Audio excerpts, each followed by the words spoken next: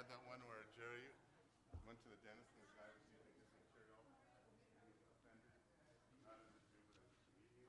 Remember that? So, are you coming tomorrow? You are? Maybe you have to send in like a bunch of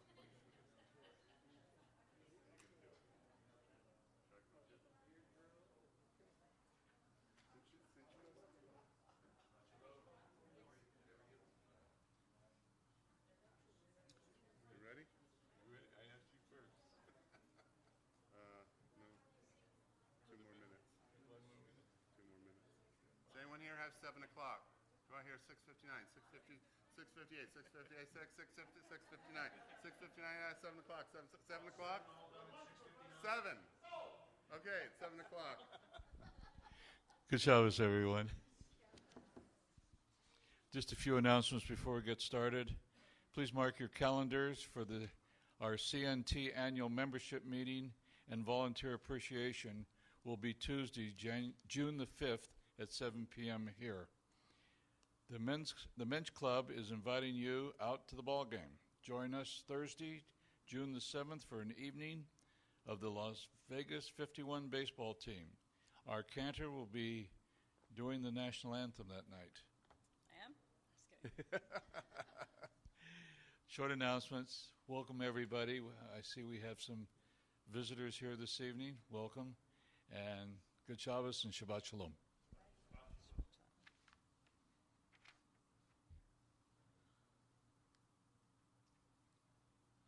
We got one more announcement. Don't forget, after services, we'll have a brief oneg. Then we're going to make our way into the social hall. Anyone who wants to stay and do a little bit of politics discussion, the sermon will be a tie-in to the discussion, which is, in view of recent events, is the peace process, are we closer to peace in the Middle East or further from peace in the Middle East? That's the discussion. It's a hot topic tonight. So just make sure you make time after the oneg. I'll make another announcement, and we'll all make our way into the social hall.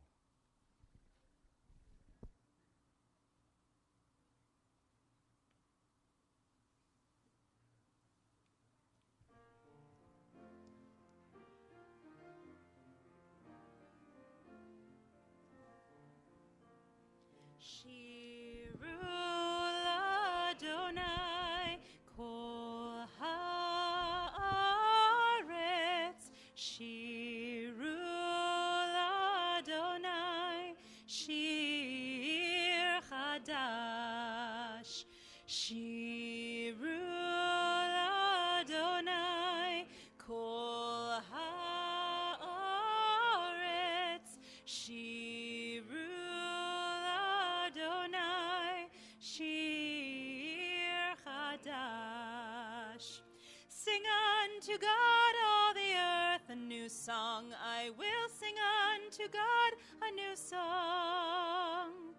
Sing unto God, and we'll all sing along. All the earth, a new song unto God. Shiru Adonai kol haaretz. Shiru, Shiru Ladonai shir chadash. Shiru Ladonai kol haaretz. Shiru Ladonai shir chadash. I will sing unto God a new song. I will sing unto God a new song.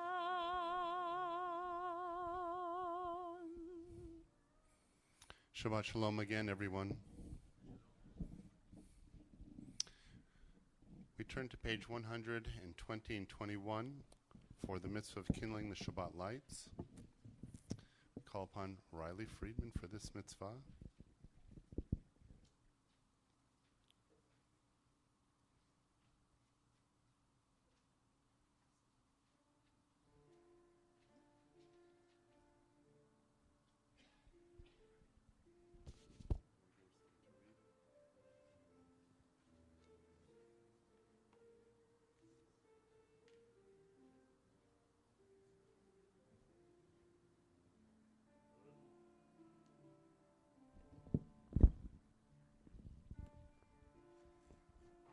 As these Shabbat candles give light to all who behold them, so may we, by our lives, give light to all those who behold us.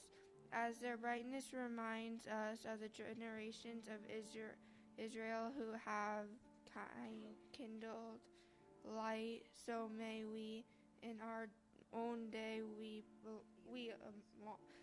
among those who kindle lights.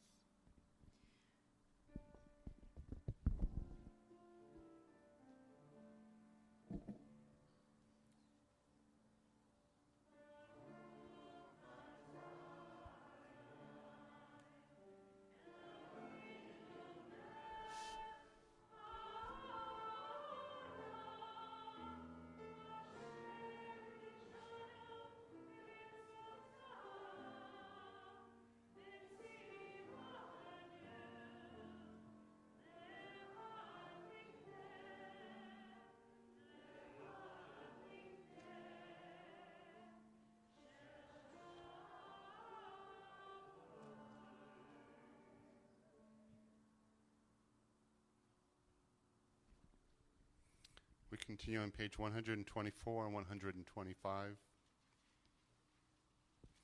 So think for a moment, if you were writing a service, writing a creative prayer, and the task of the creative prayer was to write a welcoming prayer for services, what would it look like? Some of you may want to take on that challenge and bring it to the cantor or myself. And maybe instead of what's on page 124 or 125, we would read your reflection, your prayer. But if you look at these three prayers, you'll see on 125, where has the week vanished? It talks about our use of time and the desire to enter into Shabbat with a sense of Sabbath peace and reflection. On 124, these two prayers talk about what it means to be a synagogue, and especially a welcoming synagogue, and what that might look like.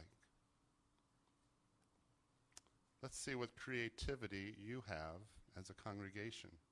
I think we'd love to see what they come up with. What do you think? Yeah. All right?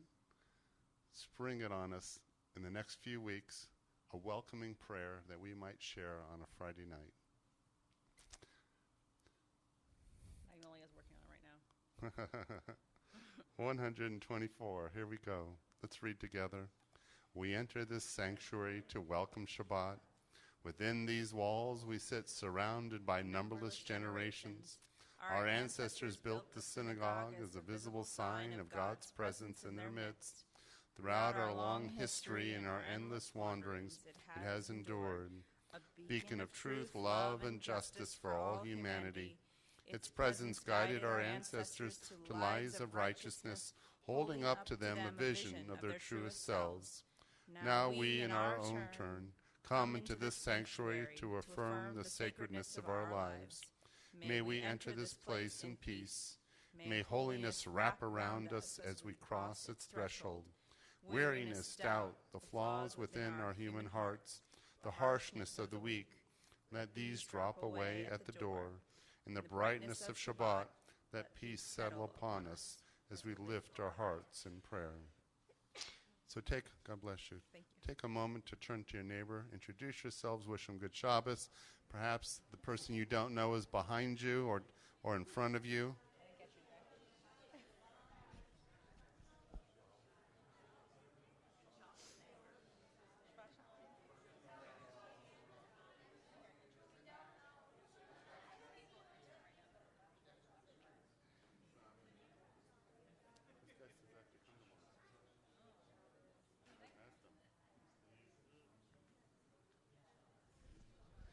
All right, let's welcome the Shabbat, page 138, with Lachad Odi.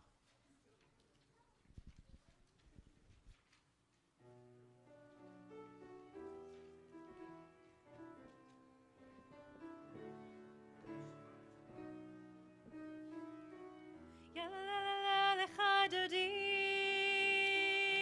yalla likrat kala, yalla penei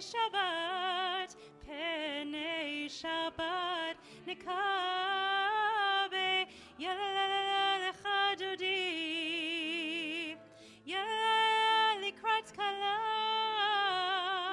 yalla penei Shabbat. Penei Shabbat nikavela, Shamor v'zachor b'dibur echad, Hishmianu el hamiuchad, Adonai echad, Ushmo echad, l'shem u'tiferet, ve'lithilah, yalalai, yalalai lecha dodi, yalalai likrat kala, yalalai penei Shabbat, penei Shabbat nikabela, likrat Shabbat lechu v'nelcha, ki mekor haberacha, merosh mikedem nesucha, sof maaseh b'machshava techila, yalalai, yalalai lecha dodi, likrat kala, yalalai penei Shabbat, penei Shabbat nikabela. Please rise as we greet the Shabbat bride. Boi v'shalom, ateret bala, gam besimcha, uv'sohola, toch emunei, am segula.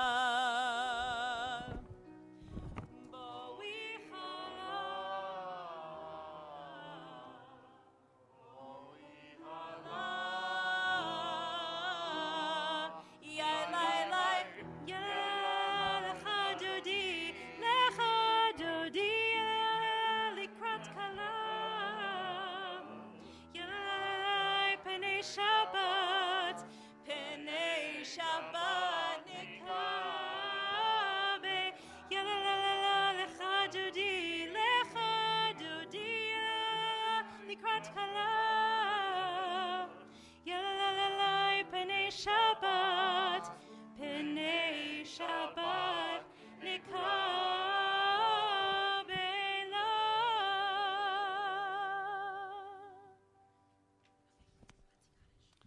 144, the Chatzi Kaddish.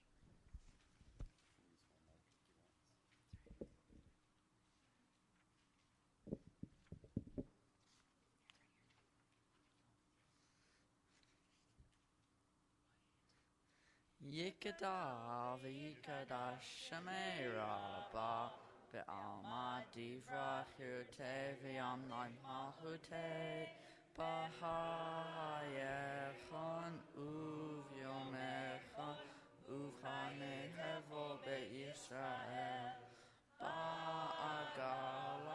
ba'agala uv'izman kali v'yimeru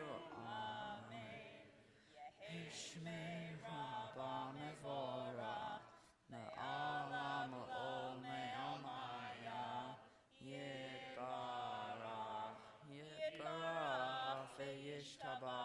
Viet Ramar, Viet Ramon, Viet Nasser, Viet Hadar, Viet Ale, Viet Halal, Shemay Kudasha, Brifu, Leila Minko, Hanukata, Vishirata, Tushekata, Venechemata, Damiran Me'ama, Vimeru, Amen. Please rise.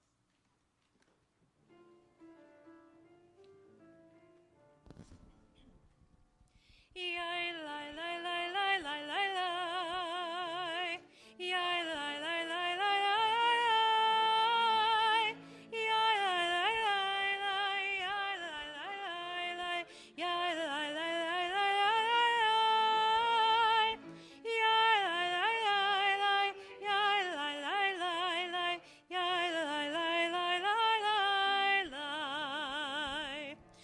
Barechu et Adonai Hamevorach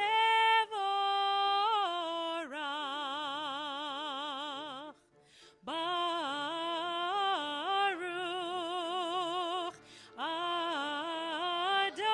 Adonai Hamevorach Hamevorach Leolam Vaed Hamevorach Hamevorach Leolam Vaed.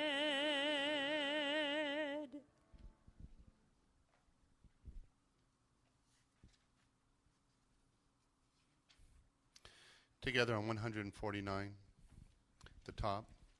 Praise to you, Adonai our God, from whom the evening flows.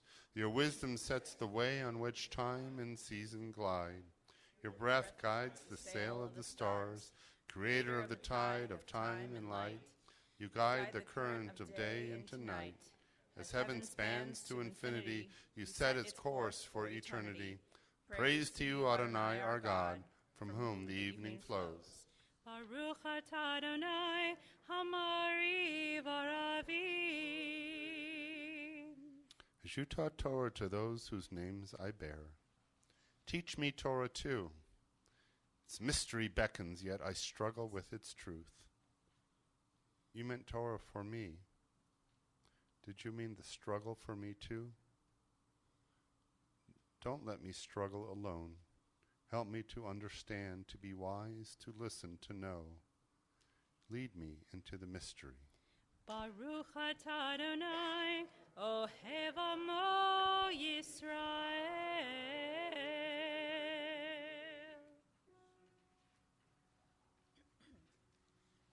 Shema Yisrael Adonai Eloheinu Adonai Echad.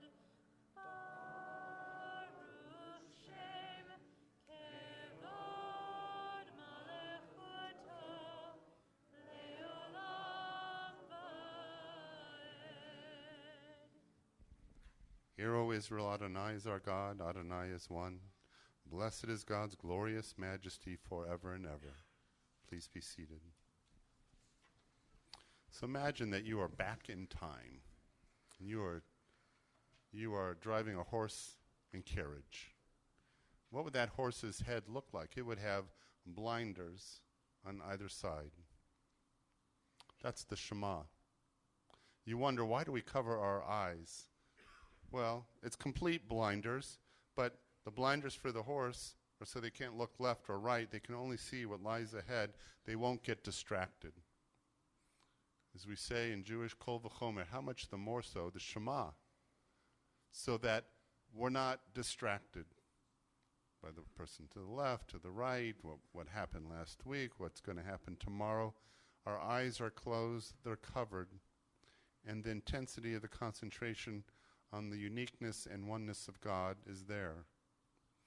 Now look at the prayer one quick second on 152 and 153, and you will see that on the right side, on 152, the ayin in Shema is a little bit larger. And the Dalet on 153, the very last word on the left, is larger. That's how it appears in the Torah, by the way. And the Ayin and the Dalet spell a word, aid, which means witness. Every time we recite the Shema, we are a witness to the oneness of God. And so we focus on that, and it's not an easy thing. We think it's easy because we believe in one God, and so we believe in one God. But at the time that that prayer was uttered, Jews actually were not monotheistic. Who is like you among the gods that are worshipped? We just believed that our God was stronger and better and bigger and more powerful than everybody else's. But we did not say there weren't other gods. It would take a long time till we developed into a monotheistic religion and believed only in one God. And then that gift of monotheism, ethical monotheism, was given to the world. From a small band in the desert, billions of people embraced that value in their own way, in their own religious tradition. But that was the gift of the Jews to the world. And as we turn the page to the Ve'ahavta, I have a logistical question, Rabbi. yeah. So I understand the aid, be witness, and we have to cover our eyes. But do we always cover our eyes for Shema, or what's the deal with that?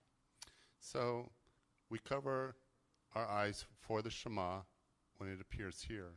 But what she's getting at is when we have the Torah service and we say the Shema, we're not supposed to close our eyes and cover them. Witness to the Torah. All right? So if you want to be like real stickler, you wouldn't do it. But some people, sometimes even like myself, by force of habit, we might close our eyes or cover them. So it's one of those things where it's not required, but it's not forbidden either.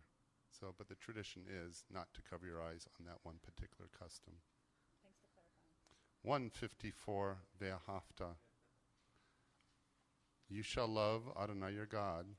That's what this prayer is about. So we start with the uniqueness and oneness of God, and then we talk about its message and how to get it across. And that is through love. And I say that because so many people, when they talk about Judaism, say, we never talk about God, and we never talk about love. It's a very stern, stark, rationalistic religion, and it can be. But there's also the more emotional tradition, and that is also part of Judaism. And so our bar mitzvah for tomorrow will lead us in the Ve'ahavta with all of his heart, and all of our heart will join them. Ve'ahavta et Adonai Elecha b'chol levacha u'v'chol nafshecha u'v'chol me'otecha v'hayu hadvarim ha'ele asher Elohim mitzavecha hayom ala levavecha v'shinantam levanecha v'dibarvam b'shivtecha beitecha u'lechtecha b'derech u'shovtecha u'kumecha u'kshartam leot al yadecha v'hayu lo totafot beinenecha u'ktavtam al mezuzot beitecha u'visharecha tizkeru v'asitem et kol mitzvotai v'yitem kedoshim Elohim ani Adonai Elohim asher hoseitem me'eretz Mitzrayim le'yot lahem Elohim ani Adonai Elohim Adonai Elohim emet. Some of these prayers are meant to put us back in time. They're written in such a way that we're supposed to use our prayerful imaginations to take us from contemporary times to the very shores of the Sea of Reeds. Can you do that? It takes a creative leap, a little bit of imagination, and a leap of faith. Standing on the parted shores of history, we still believe that we were taught, before ever we stood at Sinai's foot, that wherever we go, it is eternally Egypt, that there is a better place, a promised land, that the winding way to that promise passes through the wilderness. But there is no way to get from here to there except by joining hands and marching together. ומלכותו ברצון קיבלו עליהם משה ומרים ובני ישראל הכנו שירה בשמחה רבה ואמרו כולם.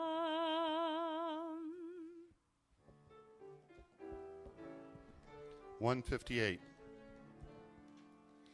מי כמוך באלים אדוני, מי כמוך נדר בקודש, נורא תהילות. אוסף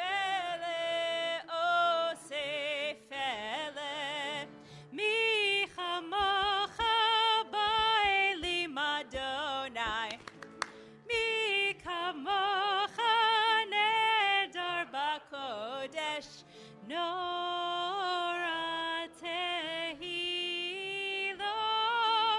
אוסף אלה, ונאמר כי פד אדוני את יעקב וגאלו מיד חזק ממנו. ברוך אתה אדוני גאל ישראל.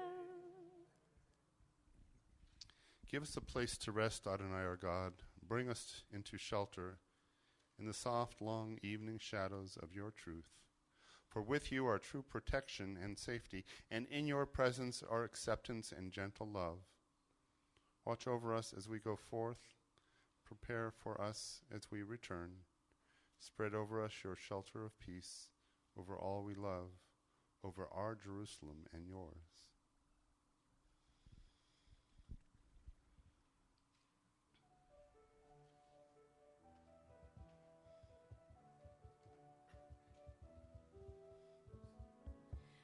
השכיבנו אדוני אלוהינו לשלום, לשלום, והעמידנו שומרנו לחיים, ופרוס עלינו סוכת שלומך, ופרוס עלינו סוכת שלומך.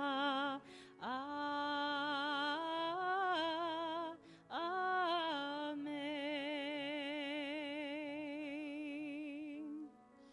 Shelter us beneath thy wings, O Adonai. Guard us from all harmful things, O Adonai. Keep us safe throughout the night, till we wake with morning's light. Teach us, God, wrong from right. Amen. Amen. Amen. Amen.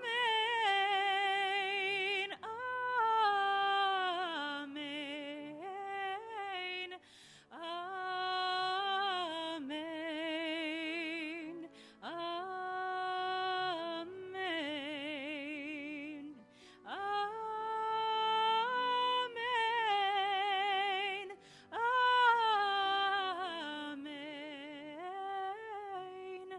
Amen. Amen.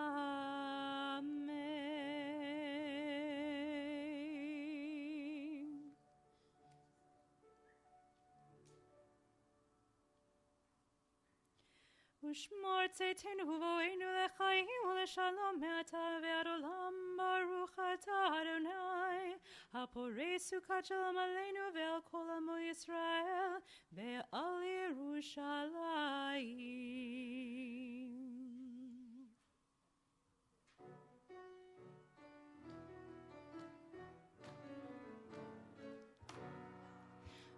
ושמרו בני ישראל את השבת, לעשות את השבת לדורותם ברית עולם. ושמרו בני ישראל את השבת, לעשות את השבת לדורותם ברית עולם.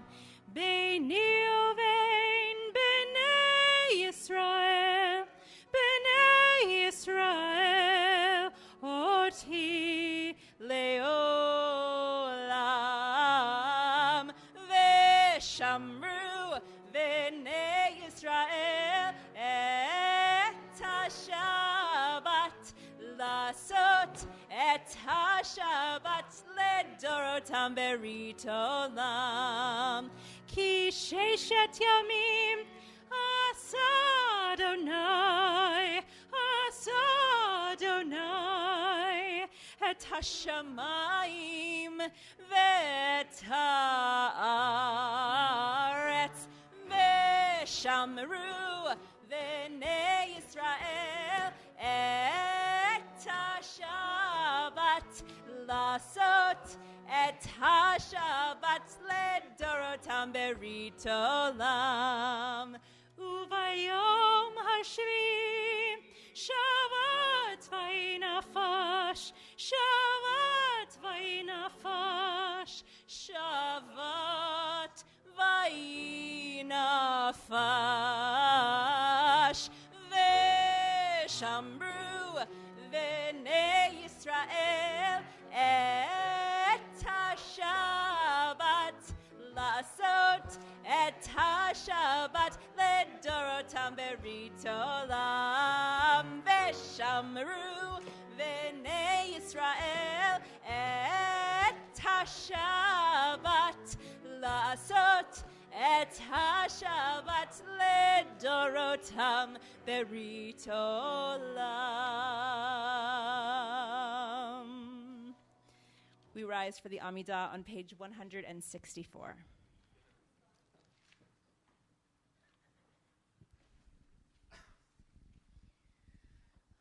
Adonai sefatai tiftach ufi agid tehilatecha. Adonai, open up my lips that my mouth may declare your praise. Baruch atah Adonai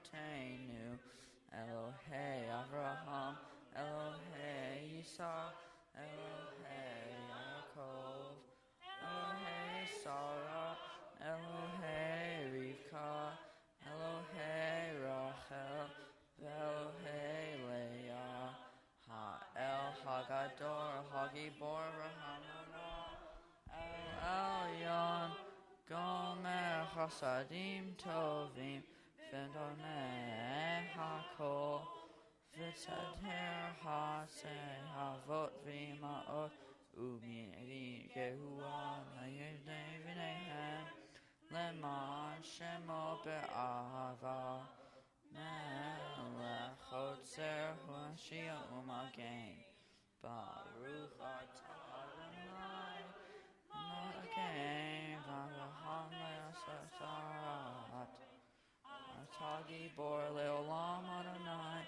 Mekaye hakol, Atarav leoshia,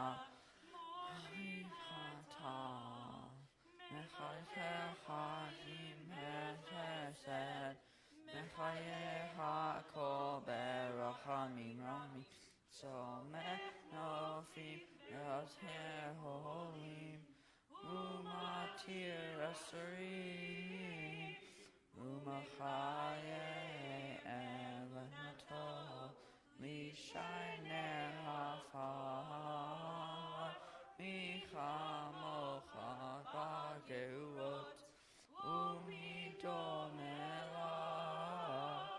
melech emit, Umachaye, Usnasir Yeshua,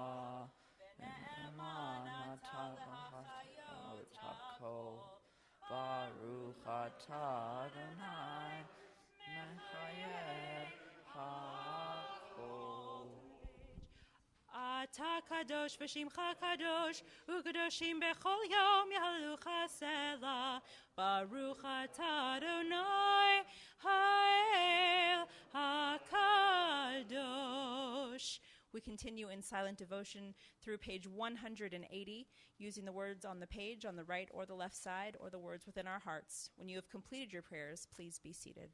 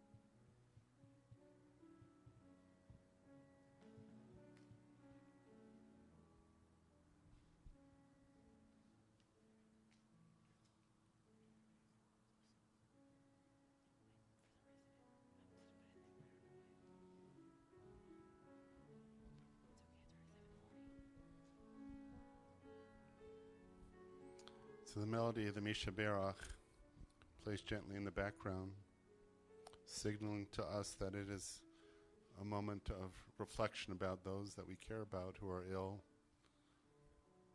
We pray to God that they find healing and strength and recovery to be returned to their family circles. We think of those who are caregivers, that they are emboldened as well with patience and courage and love as they minister to those they care so much about. So if you'd like to say the name of a loved one, please stand and say their names, as many names as you would like.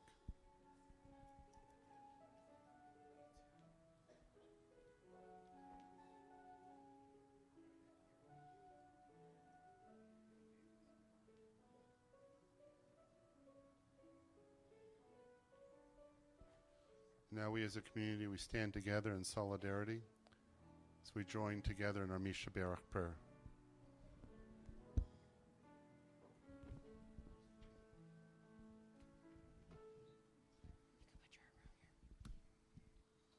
Misha Berach Avotenu Mekor HaBracha Leimotenu. May the source of strength, who bless the ones before us, help us find the courage to make our lives a blessing, and let us say Amen.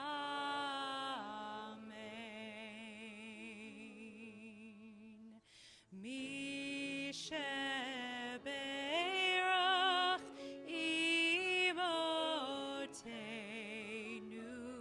Mekor HaBracha Lavotenu. Bless those in need of healing with refuah shlema, the renewal of body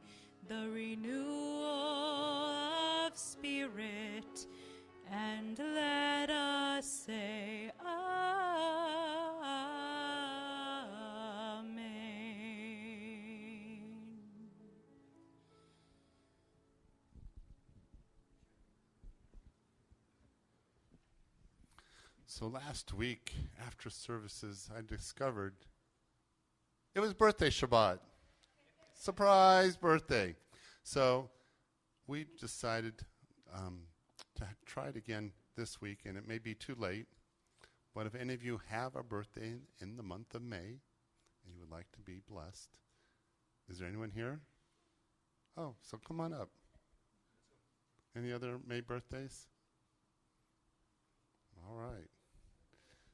So, Jeff, are you coming up for you or for your pooch?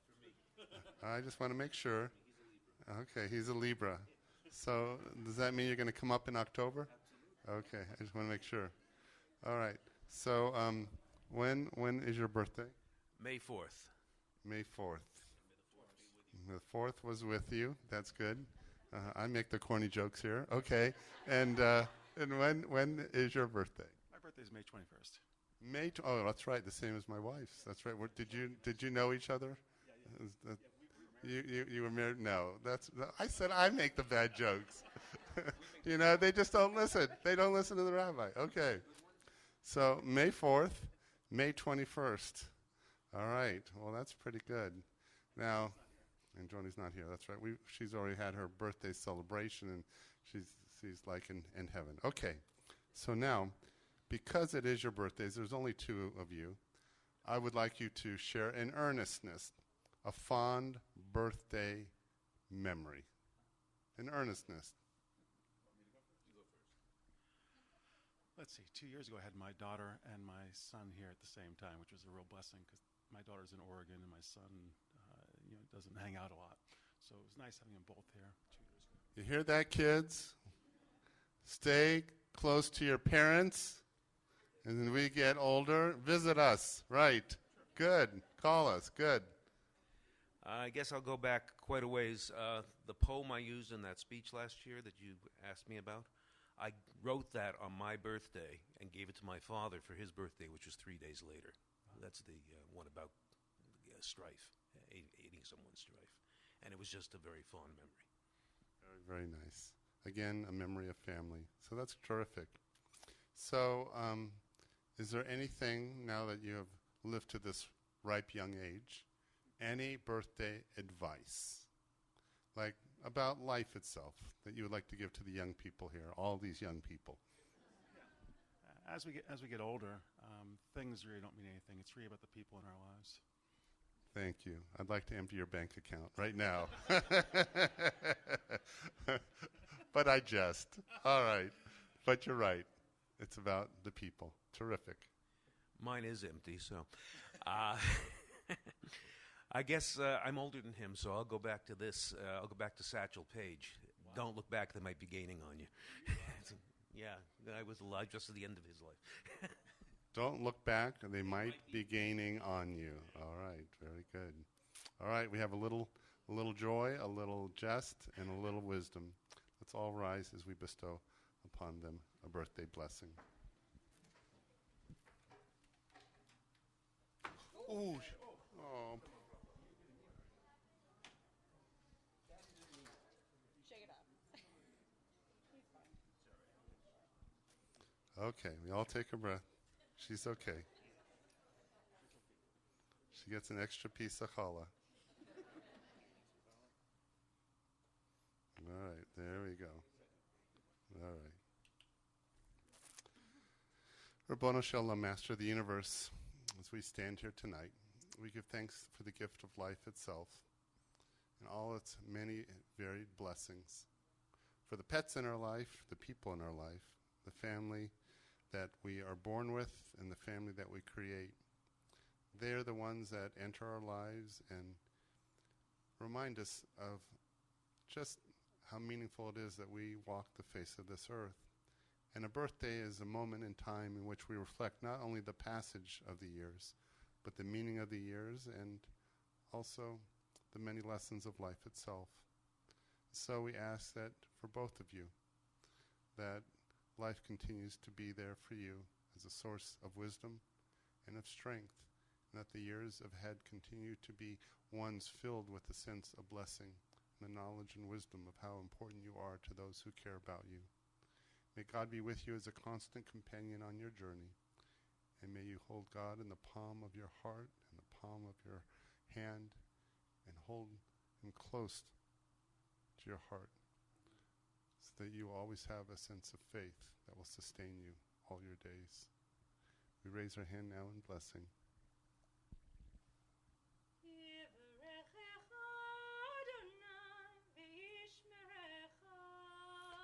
May Lord God bless you and keep you.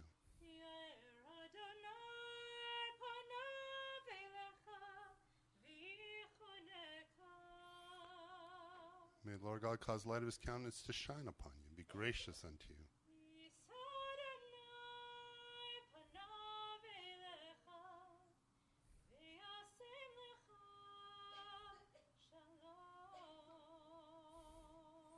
May the Lord God grant you long life, happiness, and peace always. Amen.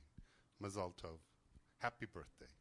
Simin tov, mazel tov, mazel tov, simin tov, simin tov, Mazel tov, mazel tov, simin tov, simin tov, mazel tov, mazel tov, simin tov. Yehelanu, Yehelanu, Yehelanu. His birthday's in April. Ulecho Yisrael, Yehelanu, Yehelanu, Ulecho Yisrael. Thank you. Please be seated. Seth, when's your birthday? April 20th. You got that for the record? We didn't miss him. All right. Don't stir. Don't stir. All right.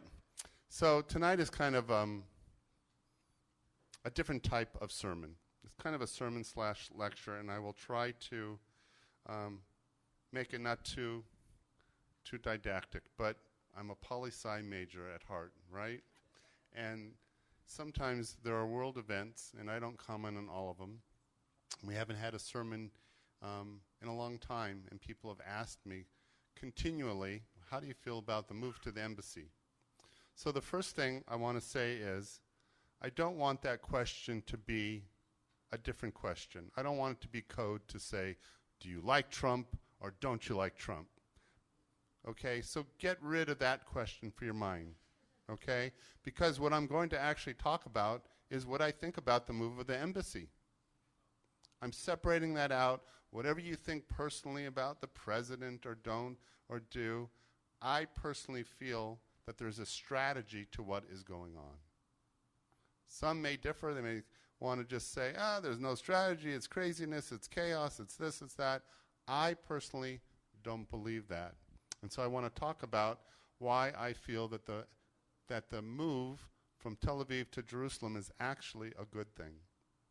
And not only that, it follows a new strategy for hopefully a path that will lead to peace in the Middle East.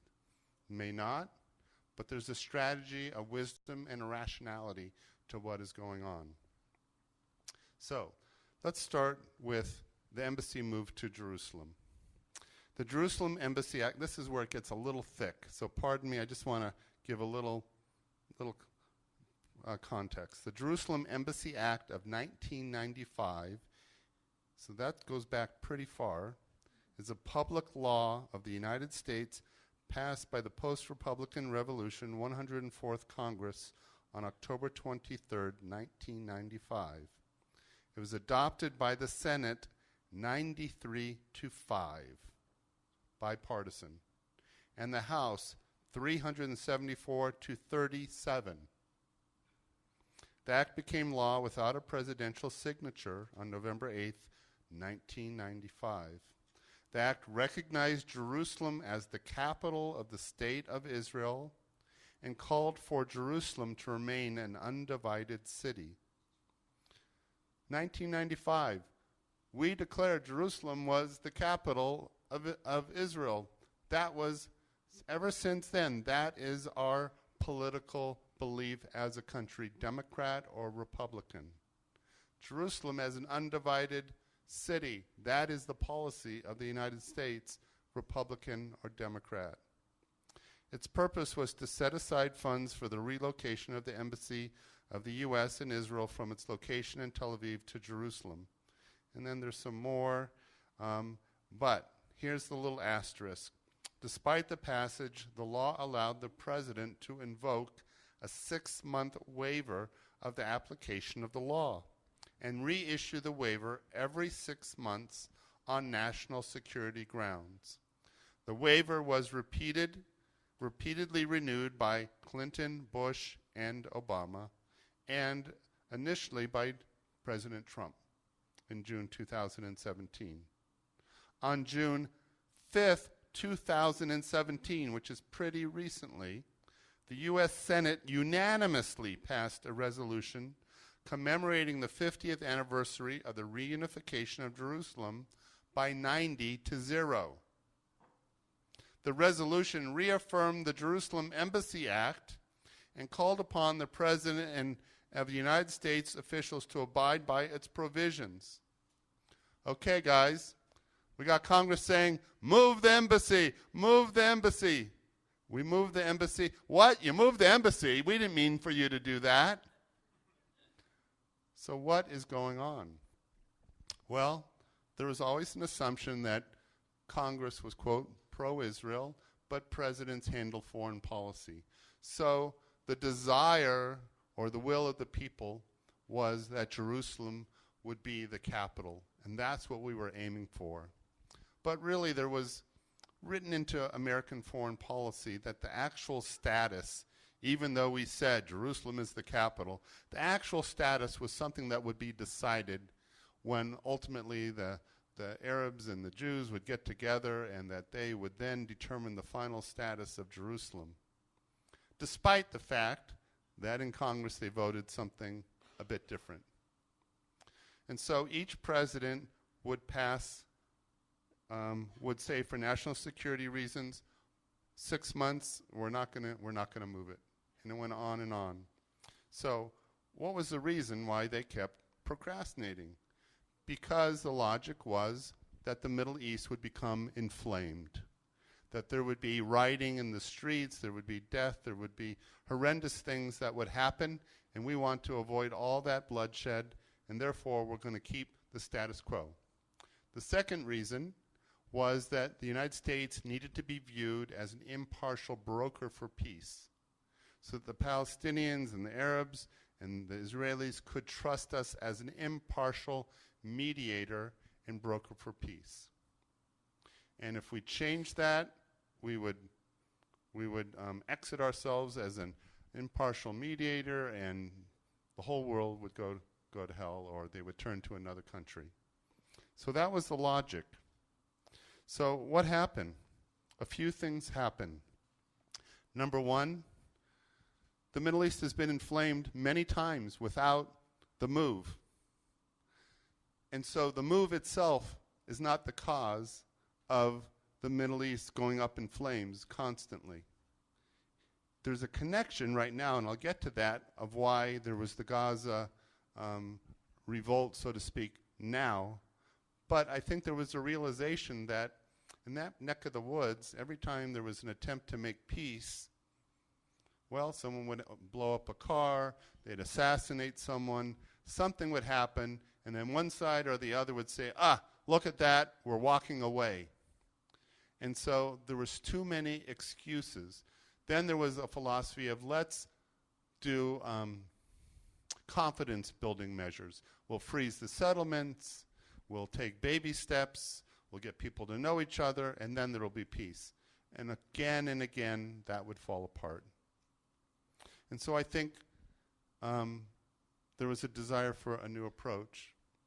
And there was something else that had changed that allowed a new approach to happen.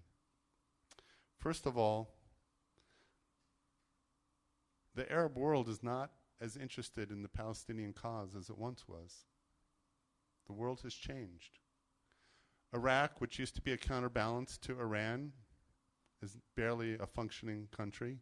Syria, again, millions of refugees falling apart, no longer a threat. But what is a threat is Iran. And so right now you have an interesting coalition of players. Saudi Arabia, Egypt, Jordan have all gotten together and said, well, We're more afraid of Iran than we are of Israel attacking us. And surprise, surprise, people who never talk to each other realize that their overall best interest for their countries were to align themselves. So the Saudis, who were big funders of terrorism, no, not so much. Much more afraid of Iran. Iran has gained a foothold in Syria and in Gaza, and there is a fear that if they don't take care of the Iranian problem, it could impact the entire Middle East, take over Saudi Arabia and Egypt and Jordan, and they don't want that. And therefore, something interesting happened when the embassy moved. You did not see mass demonstrations in Saudi Arabia, in Jordan, in Egypt, in Europe. Why not? Because the governments did not encourage it. And the people did not just say, oh my God, we're so upset that this happened. They didn't rise up naturally. In the Gaza, not West Bank, but in the Gaza, Hamas was the one that organized them and oftentimes paid them. And that's why there was a gathering. Now, why was there a gathering? Because there was a wonderful photo op for the opening of the embassy. And here's the camera, split screen, here's the Gaza riot. The Palestinians wanted to become relevant on the world stage. And so everything that they did led up to that photographic moment. And by the way, it was very successful. It was very successful. What could have been this savory moment of the move of the embassy. Instead, the headlines were, Israelis are killing Palestinians and they're rioting and they're peaceful people and look what Israel is doing. Now we who live here in Las Vegas, who went through October 1st, know what one man can do with a gun and how many can be killed. How many died in Gaza? One life is too many, but about 58 is what I read. 62. If Israelis wanted there to be mass casualties, it would have happened. They did not want that to happen. Do we beat our hearts at the loss of any lives? Of course we do. But to say that there was a disproportionate amount of firepower, I don't buy it. If you took 30,000 people and put them on the Mexican border and said, we're coming into America and we got Molotov cocktails and we're angry at you and we want to take control of California, I think the country would push back. And they would push back hard because if they don't, instead of there being 30,000 today, there'll be 60,000 tomorrow. They needed to make a statement of some force that said, guys, if you come to the front and you misbehave, you're risking your life. And we've told you that, and we mean it. And if they don't mean it, then the fence will just come tumbling down, and Israel will have a worse problem. Now listen, in Israel, there are people who disagree with that approach. It's a democracy. There are those that said Netanyahu used too much force, that maybe they should have used rubber bullets or tear gas or water or whatever. So that discussion in Israel is going on as we speak, unlike in the Arab countries where that discussion of whether we should bring mothers holding babies to a political rally is taking place. Not happening. What else happened? Well, we have an interesting decision on how to change the past. And perhaps there's a reality check. We need to say to the Arab world, guess what? The Jews will never, ever give up Jerusalem. And by the way, that doesn't mean there can't be a capital for the Palestinians in the East Jerusalem. No one said there can't be. The move of the embassy to West Jerusalem does not preclude anything happening in East Jerusalem. And so there is just a reaffirmation of something that was voted on by Congress and has been American policy. And number two, the notion that there will never be peace until Israel absorbs 700,000 Palestinians is a non-starter. Everybody knows it. It will change the demographic nature of Israel. And therefore, there needs to be a reality check. We need the Palestinians to stop telling their people there can only be peace if 700,000 people move to Israel, because it's not going to happen. And third, here's where I think there's a strategy. The strategy is, if you would argue that under the Obama administration, he tilted more towards the Arabs. And I'm not going to say he was, quote, anti-Israel. I don't believe that for a moment. But if you remember when Obama first took office, post 9/11, post Bush, he had a job to do to reach out to the Muslim world and say, look, we have a war in Iraq and Afghanistan, and we still love Muslims, but we are at a conflict in two Muslim countries. He was a left of center president in Israel. There's a right of center prime minister. The two probably did not get along personally or politically. But Obama did do a lot for Israel, and that's a separate sermon. But if you would argue, okay, he tilted more towards the Palestinians, nothing happened in the peace process. So now let's just say we argue that Trump is overtly pro-Israel. What's the strategy there? The strategy is that the actions that were taken have meant a great deal to Israel. They haven't changed a thing other than embrace reality. And so you can now go to the Palestinians and you can say two things. One, if you think things are bad now, tomorrow they will be worse. And so if you are really in favor of peace, your chances are slipping away. Because we've done this today, and tomorrow we're going to do that, and next year we're going to do that, and the screws are tightened. Instead of saying, oh, we're going to stop Israel, we're going to restrain it, it's exactly the opposite. We're going to move forward, and if you want to stop Israel and you want to have hopes for a Palestinian state, now is the time to deal and accept reality. Now, here's my only question mark, and perhaps we'll talk about it, and that is when you move the pieces on the chessboard, what did the United States gain? In other words, you could argue that they moved the embassy, but they did not extract anything from Israel except a future promise. It could have been that they would have said, we'll move the embassy, but you have to free settlements for 3 years. And then you could go to the Palestinians and say, look what we got for this. That didn't happen.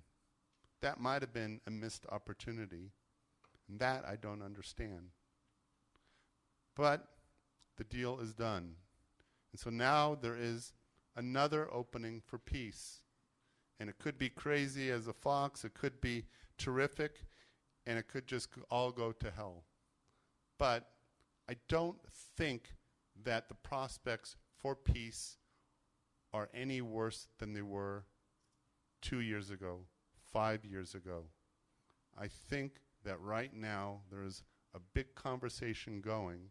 There's talk now of a 10-year or longer, not armistice, truce between Israel and Hamas. There's talks about coming back.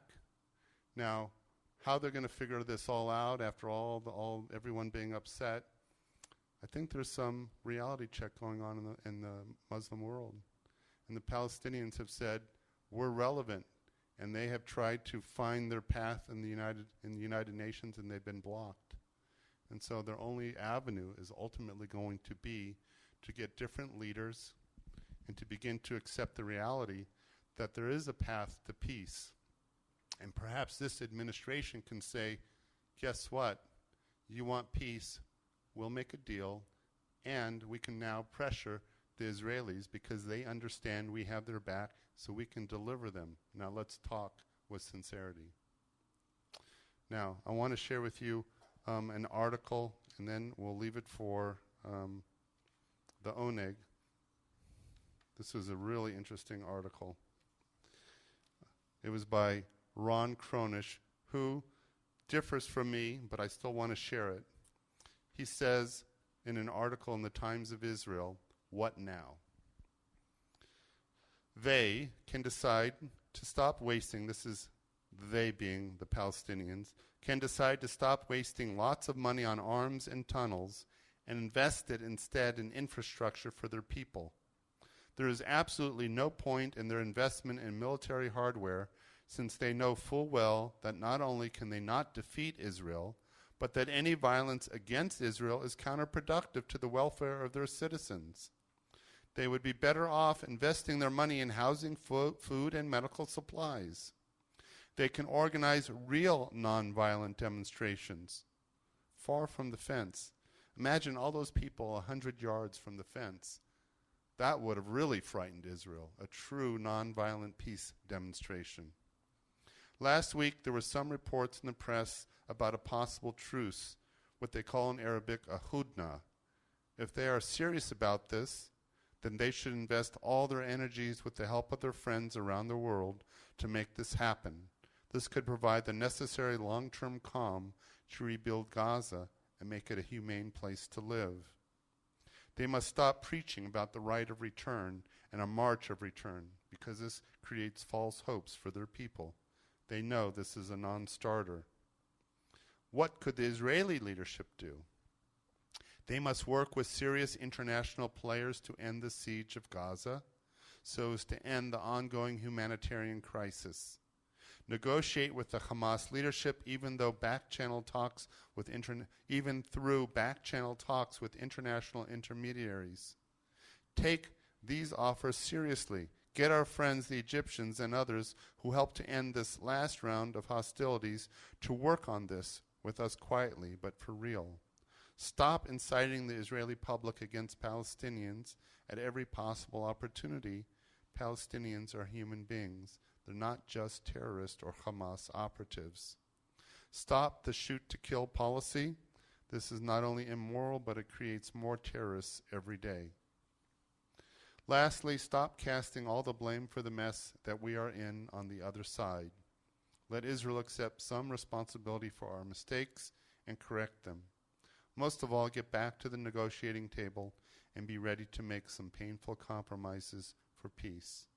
For those who have been asking what can be done, these are some of my ideas. Many more things can be done. That's an article by Ron Kronish, who is an Israeli, and he writes frequently from Israel. So I hope this wasn't too thick a sermon. I hope it gave you pause to think. I know for many of you, it probably took you in an unexpected direction.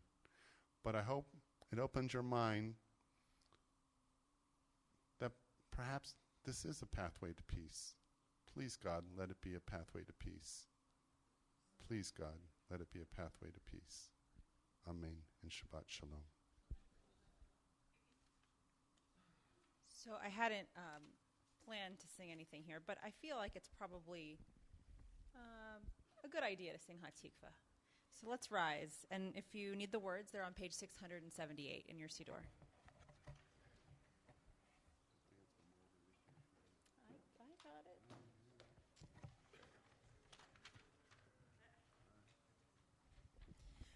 Kol od balevav penima, nefesh Yehudi homia, ulfate Mizraim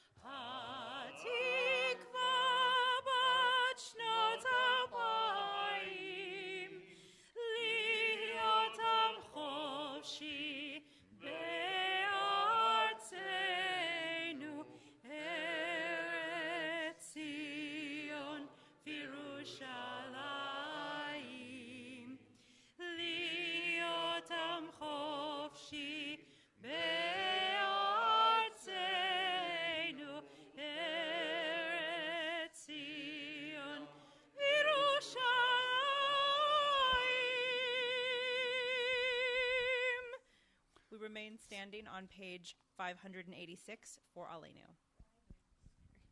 There we go.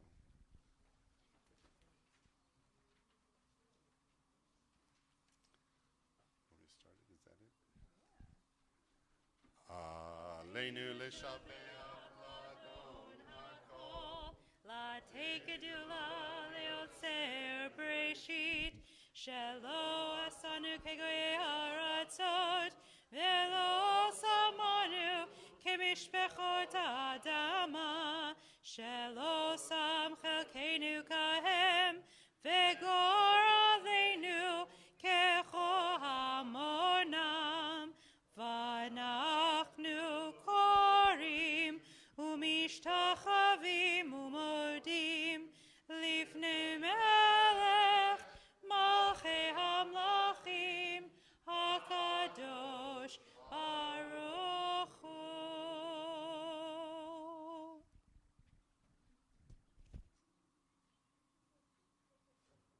Please be seated.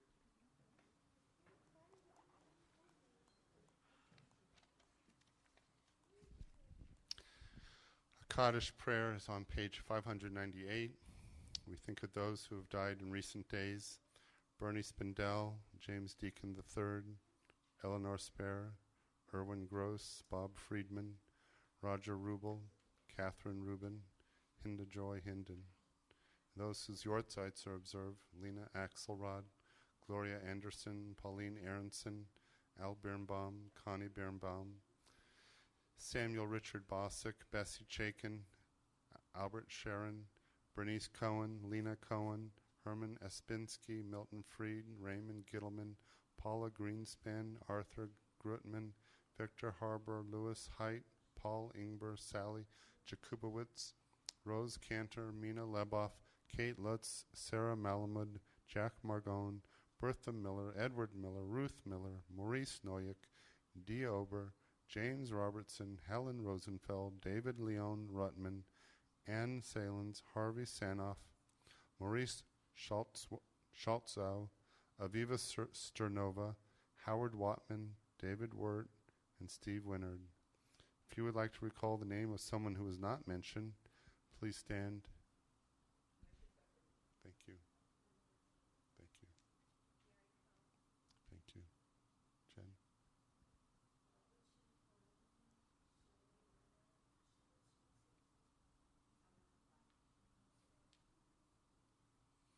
As we think of these and others who have touched our hearts, we rise to recite our Kaddish prayer. It being Memorial Weekend, we thank those who have died in service. We remember those who have died in service to our country. We think of them and bless their memory as we say, It Gadol, Leviat Kadash, Shemei Rabbah, V'alma Divrach Hirute, V'amlich Malchute, B'chayechon, V'yomechon, Chayed Echol Beit Yisrael, B'agalav Izman Kariv, V'imru Amen. Yeheshmei Rabba Mevorach Le'olam Omei Almaya, Yit Barach V'yishtabach V'yit Ba'ar V'yit Romam V'yit Neseh V'yit Tadar V'yit Alev V'yit Alal Shmei Dekusha B'richu Leila Min Kol Birchata V'shirata Tush Bechata V'nechemata Damiram V'alma V'yamru Amen. Yeheshlam Araba Min Shamay V'chaim Aleinu V'yal Kol Yisrael V'yamru Amen. Osei Shalom B'mramav Huya Asei Shalom Aleinu V'yal Kol Yisrael V'yamru Amen. May the one who creates harmony on high bring peace to us and to all Israel, to which we say Amen. May be seated. All right, so now I got to tell you how to mark your calendars for the next 2 Sabbaths. Next Friday night, we have a wonderful young man who I sent on March of the Living, and he is going to talk about his experience in Israel and also in Eastern Europe. And it's important to support him and to hear his passion. He came back and said, I want to move to Israel. It's a great program. After services, we're going to have Judah Lindman, who's the regional director of APAC, and we will have another, it won't be a hot topic, it'll be another discussion about the embassy in Israel from someone who works professionally for APAC, and it will take place in the social hall. So I want you to stay tonight, and we'll have it. We'll get warmed up. And next week, You'll say, Judah, do you know what the rabbi said? And you know what he'll say? He was right. I hope he'll say that. Then, get this one. You ready? On June 8th, is that the second Friday? You know how we're going to have compelling conversations.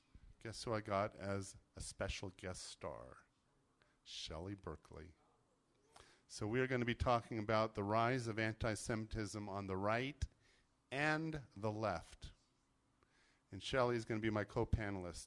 We'll be in this main sanctuary, and out of respect to the topic and to Shelley, let's get a full house. I know it's the summer, but let's get a full house for that compelling conversation, okay?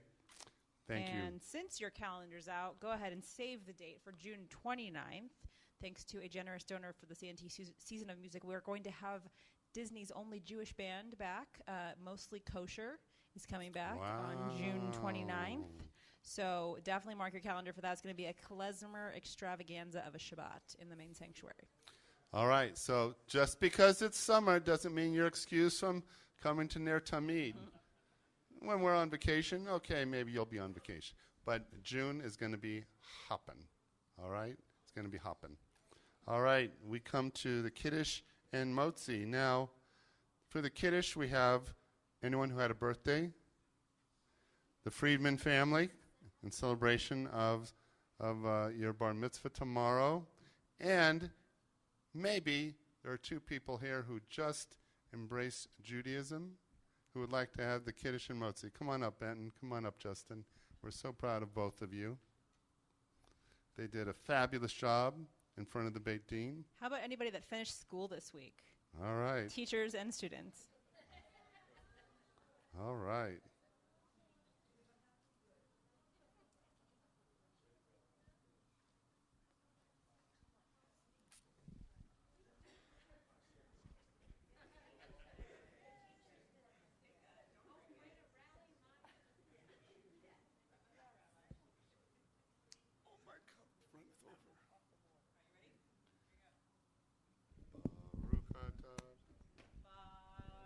Atana Elohim melech haolam borei pori adafen.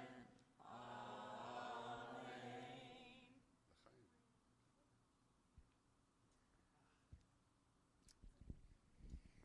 Baruch atana Elohim melech haolam hamotzi lehemi al haaretz. Amen.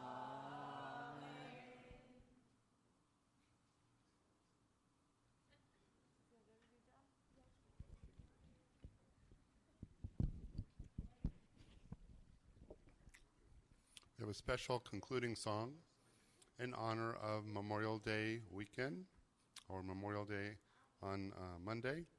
God bless America. And don't forget, we're going to go out the double doors to the left. In the foyer is going to be the oneg. And then in about 10 minutes, I will appear and say, okay, this is it. And you will pay no attention to me at first. And I'll say it one more time. Then you go, oh, yes, Rabbi, we want to join you. And you'll go right into the social hall. And we'll have a nice conversation about, are we further or closer to peace in the Middle East? Talk amongst ourselves. Page 680, if you would like to have the words in front of you.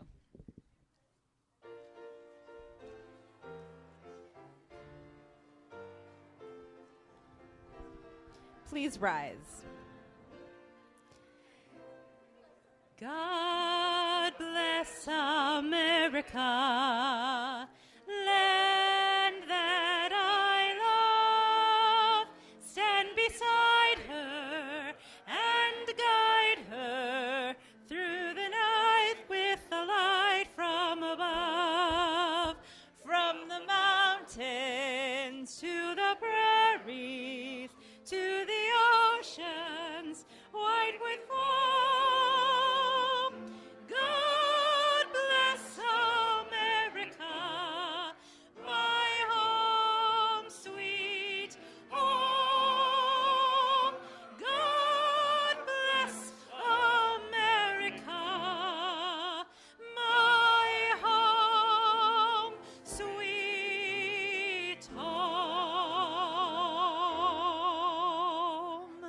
Shabbat Shalom. Please enjoy the oneg.